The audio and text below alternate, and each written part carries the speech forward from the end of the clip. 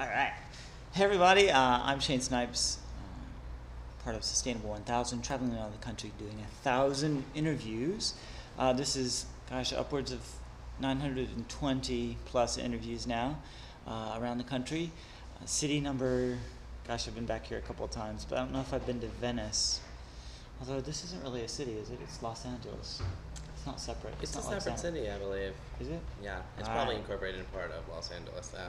There you go. It's either way you look at it, it's a pretty special place. These guys are going to start watching us online, and then the audio is going to kick, and it's going to be this weird little loop thing happening. So if that happens, you'll know it's not me. It's not my... No, I'm just kidding. Totally joking. So here at Sustainable 1000, we've been talking about what is sustainability, and I was lucky enough to be walking down Abercrombie, a really cool street in Venice, California, that is, I don't know, it's like a community scale. It's changed a lot in the last 5 years. From what I understand, it has changed a lot. Yeah. I mean, you're from San Fran. I am from San Francisco, and you I've may been not- here a little bit over a year, so I haven't really been part of the change, per se, but... Yeah, some of it's the same as Yeah. maybe what you've seen.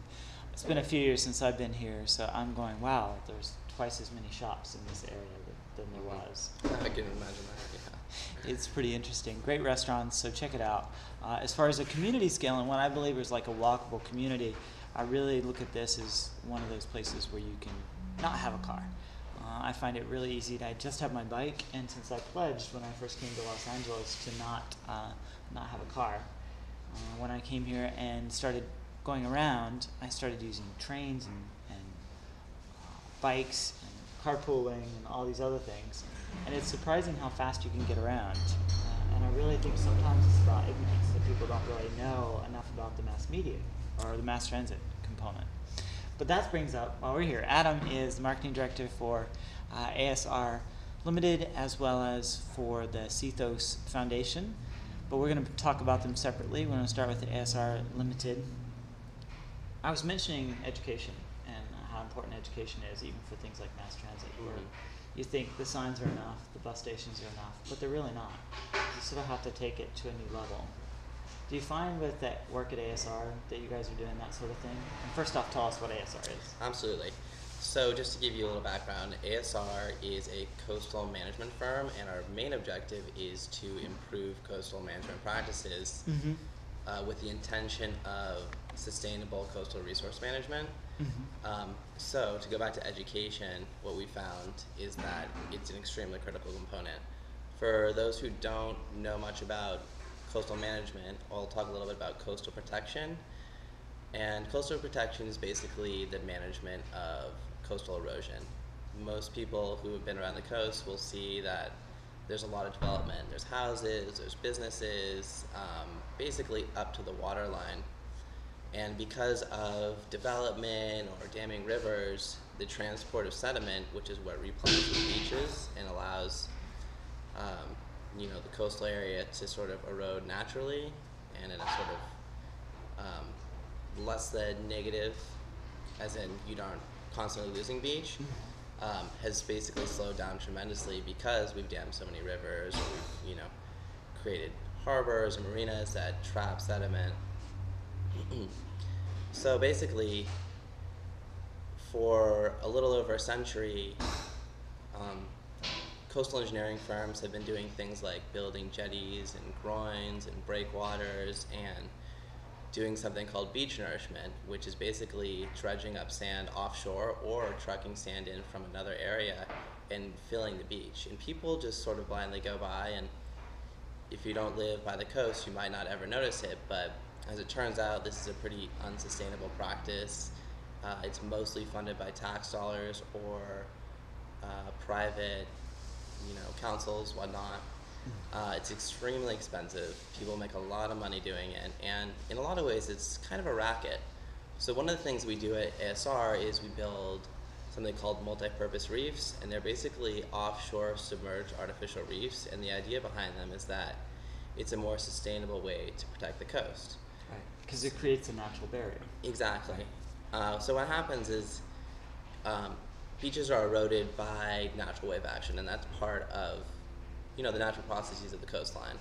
But like I was saying before, when you build harbors and you build roads and you block bluffs with seawalls, you lose the natural sediment transport that replenishes the beaches. So what you have is you have a negative sediment transport, and you start to lose beach, and all of a sudden your coastal property is threatened. I hear you. And so when you're talking to people and you try to put it into terms that, like we were talking about speaking to elementary school kids, right? What's the sort of layer of learning that needs to happen first to get kids to start to understand the sort of larger complex issues like you're talking about with the transfer of sediment? Well, it's not the easiest concept to understand, and like I was saying, it's something that's basically overlooked almost entirely. It doesn't get a lot of publicity, and in a lot of ways it's kind of a racket. So it's not the easiest thing to kind of communicate what's going on in that world. But basically, if you look at what's happening around our coastlines, we have a lot of property, and the property is getting threatened because we're losing beaches, whether it be through development or sea level rise because of climate change. And more you're seeing people or governments seeking solutions to this issue, and it's not an easy problem to solve. And it's when you look at places like Los Angeles or San Francisco or New York, just in the United States, you'll see that there's a lot at stake. Right. A lot of property. For you, what's sustainability? I mean, what in your own personal life, what are some of the things that you feel like are sustainable about you living here now in Los Angeles? You've been here a year. How have you sort of made your life more sustainable than it might be? That's a really good question. One thing that changed substantially when I moved to Los Angeles is living near my work. Yeah. Not having to drive, biking almost everywhere. So you live locally here? I do live locally. I live only a couple blocks away from my workplace. So not only do I get exercise, which is quite nice and healthy, I stay out of the car, I save money on gasoline. Right. And that's, sort of improving your own situation is fairly critical if you want to be part of an organization that's kind of trying to do the same thing. Because it sort of starts, from the bottom up. And, if you're talking about improving sustainability across the board, it's not just, I refuse this plastic bag or I didn't buy that plastic water bottle. It's, you kind of have to attack it from all angles. Education, sort of practical day to day.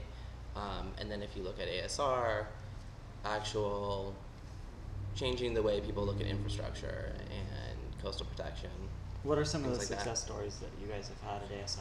Well, recently we built a reef, a multi-purpose reef, and that's one of the things that we do, and we're probably most notable for. Just to give people a background on multi-purpose reefs, they are submerged offshore artificial reefs, and what they do is they break the waves further offshore. So instead of the waves breaking on the beach where the sand is eroded, the waves break further off. So, oh man, what about the surfers? No, I'm just kidding. So, I'll get to that. So basically, the main objective of a multi-purpose reef is coastal protection. Sure. The secondary objective is marine habitat, and the third objective is, when the conditions are right, we do design these reefs to create a surfable wave.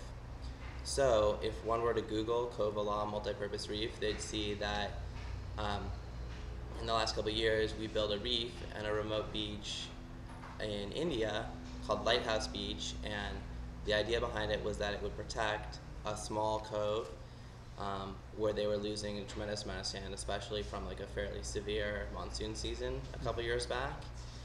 And instead of doing something like beach nourishment or trucking in sand, the way the reef works is that it actually breaks waves, so it drives sediment to shore. So not only does it build up sediment on the beach in a more natural, sustainable fashion, it continues to protect the beach and the sand that's already been built up there. Sure. So ASR is most notably recognized for our multi-purpose reefs.